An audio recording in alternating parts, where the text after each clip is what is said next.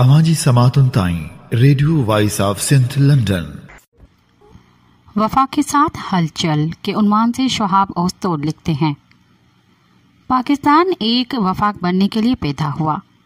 वफाक के तस्वुर ने इस सियासी स्कीम का बुनियादी सुतून बनाया जिसे मिस्टर जिन्ना ने नो आबादियाती मुत्तहदा हिंदुस्तान के तनाज़ुर में 1930 की दिहाई के आखिर तक पेश किया और उसकी वकालत की, और फिर वफाकियत बरसगीर के मुसलमानों के लिए अलहदा वतन के जिद्दोजहद के लिए एक लफ्ज़ बनकर रह गई।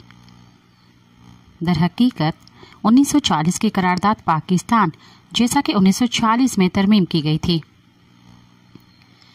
एक ढीले सिले हुए वफाकी रियासत की शक्ल की वजाहत करती है। उसके बाद की आईनी तारीख भी वफाकी जमहूरियत के क़याम पर आम इत्तफाक की निशानदेही करती है, लेकिन ये एक अलमिया है कि वफाक और जमहूरियत को फौजी जर्नलों और सियासी शहसवारों के हाथों बार बार धचका लगा, जिसके नतीजे में 1947 में जिन्ना का पाकिस्तान बनने वाले जिस्म का आधा हिस्सा टूट गया। मुल्क को तबाही का सामना करना पड़ा क्योंकि आमरीत और सियासी मौका परस्ती रियासत की सालमियत को महफूज बनाने और अवाम के साथ सोशल कॉन्ट्रैक्ट को नाफिज करने में नाकाम रही। जमहूरियत हकीकी मानों में नुमाइंदा पार्लिमानी तर्ज हुकूमत के तौर पर एक अधूरी सड़क पर धकेलती रही और वफाकियत आमादा अज्जा के इकाइयों को मजबूत करने वाली कुव्वत के तौर पर टूट फूट का शिकार रही, खास तौर पर तारीख 1 यूनिट के दौर में जब रियासत को एक मुस्तहकम वफाकी तश्कील के लिए 3 तकाज़ों से इनकार किया गया था। एक अक्सरियती हुकूमत, सूबाई खुद मुख्तारी और वफाक और शहरियों के दरमियान इख्तियारात और वसाइल की मुनसिफाना तकसीम। इस तरह समाजी सियासी इंतशार के बीच अगर टूट फूट नहीं तो एक ऐसी मिट्टी में बोए गए जो खुद मुख्तियारी भरी हुई थी। हैरत की बात यह है कि अगर एक बार फिर हुक्मरान सियासी अशराफिया ताकतवर सिक्योरिटी इस्टेब्लिशमेंट के साथ मिलकर वफाकी और जमहूरी ढांचे को तहस नहस कर रहे हैं, वो तरक्की के नाम पर एक ऐसी पॉलिसी तश्कील दे रहे हैं जो मनमानी और गैर आईनी है, यहाँ तक कि मौजूदा आइन के मयार के मुताबिक भी। ताजुब की बात नहीं कि कुछ लोगों ने इस हाइब्रिड पॉलिटी को 1 यूनिट के दौर से तशबीह दी है। इस तरह ग्रीन पाकिस्तान इनिशिएटिव के बैनर तले वफाकी हुकूमत ने फौज के साथ मिलकर कारपोरेट फार्मिंग के जरिए ज़रई पैदावारी सलाहियत को बढ़ाने के लिए एक पुरजोश प्रोग्राम शुरू किया है। प्रोग्राम ने इसकी कानूनी हैसियत और काबिल अमल होने के हवाले से 3 सवालात उठाए हैं। सबसे पहले, पिछली निगरान हुकूमतों की तरफ से पंजाब और सिंध में फौज की हिमायत याफ्ता कारपोरेट गाड़ियों को लाखों एकड़ एराजी अलॉट की गई, जिन्होंने अपने आईनी मैंडेट से हटकर काम किया। दूसरा, वफाकी हुकूमत ने चोलिस्तान में 10 लाख एकड़ से ज्यादा रेगिस्तानी एराजी को सैराब करने के लिए दरिया सिंध और उसके मुआविन नदियों पर पानी की नई नहरें बनाने का ऐलान किया है, लेकिन मुश्तरका मफादात कौंसिल CCI की पेशगी मंजूरी लिए बगैर और माहौलियाती असरात, मालियाती अमलदारी और सबसे अहम बात निचले दरिया वाले सिंध की मईशत, आबादी और इस्तेहकाम पर पड़ने वाले असरात के हवाले से GPI का जायजा लेने वाला कोई सरकारी मुताला नहीं है। हमें ये नहीं भूलना चाहिए कि रियासत को पहले ही 4 में से 3 सूबों के साथ साथ गिलगित बिल्तिस्तान में अपनी रिट को संगीन चैलेंजेस का सामना है। अगर मुल्क फख्र के साथ दुनिया को मामूल की झलक दिखा रहा है तो इसकी बड़ी वजह सिंध में निस्बतन इस्तेहकाम है।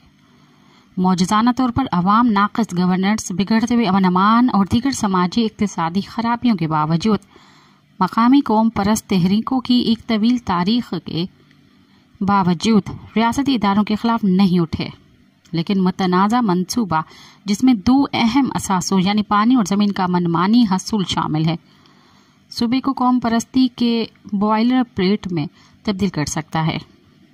बहरहाल दरिया सिंध की आबादियाती इस्तेहकाम, माहौलियाती तवाज़ुन, मुआशी बका और यहाँ तक कि नस्ली सकाफती शनाख्त की जड़ है।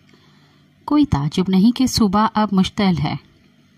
मनसूबा बंद नहरों के खिलाफ सियासी जमायतें वकला, कारकुनान और सिविल सोसाइटी सड़कों पर निकल आई है। सिंध के लोग कई जायज वजूहात की बिना पर परेशान हैं। सबसे पहले उन्हें ऐसी अदलिया के जरिए अपनी परेशानियों का असाला करने की बहुत कम उम्मीद है जिसे वसी पैमाने पर वफाकी हुकूमत के जरिए कंट्रोल समझा जाता है। दूसरा, सिंध हुकूमत खुसूसी तौर पर जिससे बे पानी के तनाज़े को CCI के पास लेकर या आइन के आर्टिकल 155 के तहत तनाज़ात के हल के मशीनरी को इस्तेमाल करके अपनी आईनी जिम्मेदारी को पूरा करने को तैयार नहीं।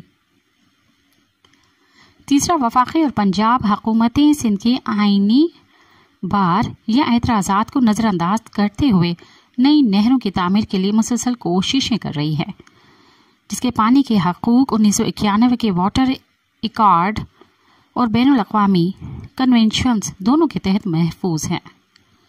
आखिरकार मौसमियाती तब्दीलियों की वजह से दरिया सिंध के निज़ाम में पानी की कमी में इजाफे की पेशगोई करने वाले मुअत्तबर मुतालियात के बावजूद नई नहरें तामीर की जा रही हैं। इससे अहम सवाल पैदा होता है कि चोलिस्तान में 10 लाख एकड़ एराजी पर मुश्तमिल नए कमांड एरिया को कैसे सिराब किया जाएगा। ये मुज़ाहिका खेज दावा किया जाता है कि ये बहुत बड़ा इलाका सतलज के सैलाबी पानी से गुजरेगा, जब ये मालूम है कि सिंध वाटर ट्रीटी 1960 के तहत रावी और ब्यास समेत सतलज भारत के हवाले कर दिया गया है।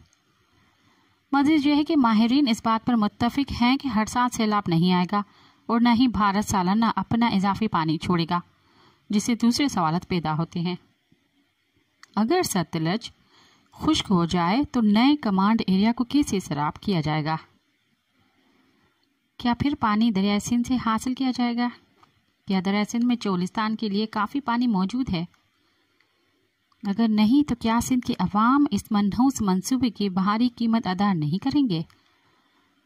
आखिर रियासत किस मकसद के लिए बैनुल सूबाई इंतशार और बारहा तनाज़ात पैदा कर रही है?